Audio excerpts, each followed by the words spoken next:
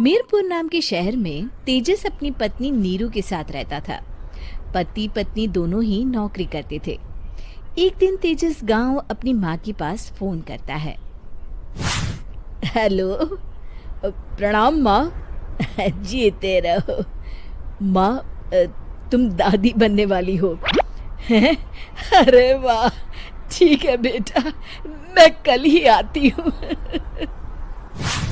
जब माँ जी शहर पहुंची तो बेटे बहू ने बहुत अच्छे से स्वागत किया।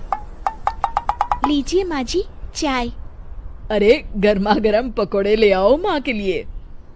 नीरू रसोई में गई और 2 मिनट में ही पकोड़े ले आई।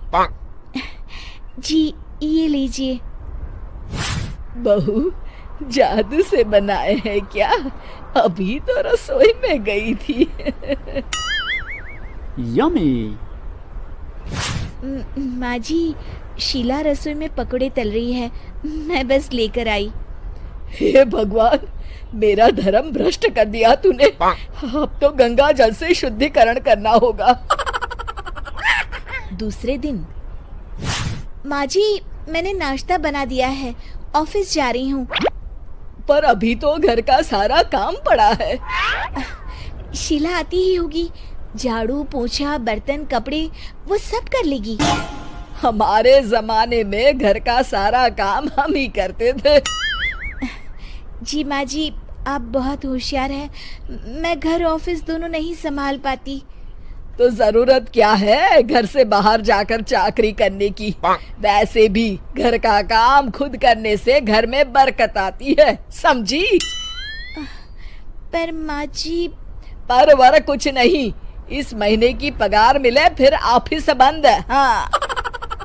रात को नीरू तेजस से कहती है, सुनिए जी, माँ जी बोल रही थी कि मैं नौकरी छोड़ दूं।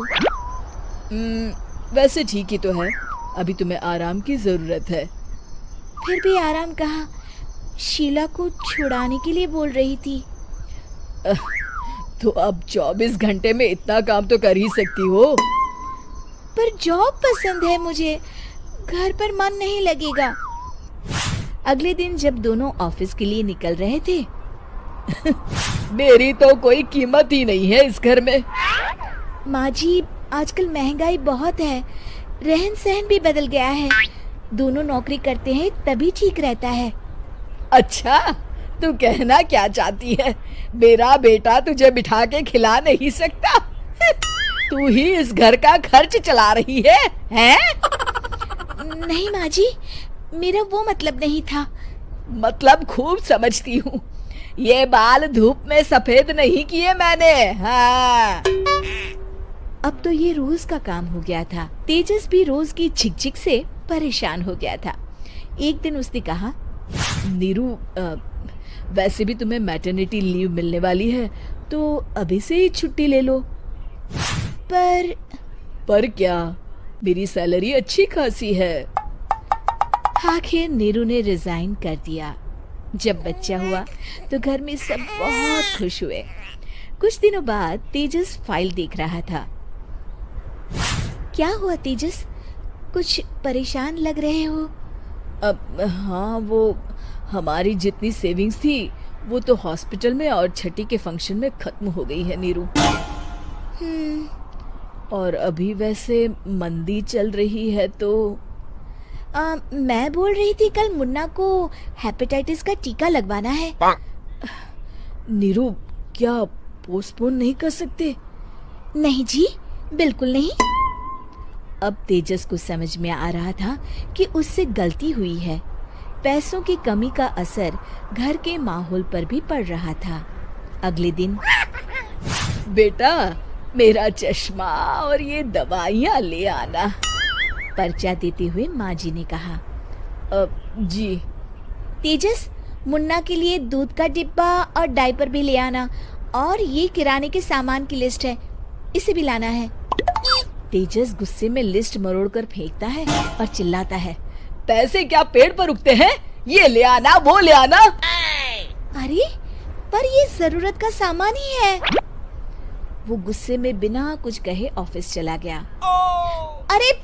अरे लंच तो ले जाइए। नीरू दौड़कर डिब्बा पकड़ाती है एक दिन खाना खाने के बाद, नीरू, अब तो मुन्ना कुछ बड़ा हो गया, तो अब तुम वापस ज्वाइन कर लो ना जॉब। पर इस रिसेशन में जॉब मिलना बहुत मुश्किल है। ट्राई तो करो।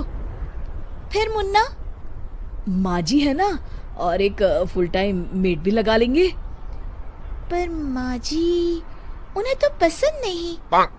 तभी माँ जी वहाँ आ जाती है और प्यार से नीरू के सर पर हाथ फेरते हुए बोलती है, अब मेरी समझ में आ गया बहू, पहले के और अब के समय में अंतर है।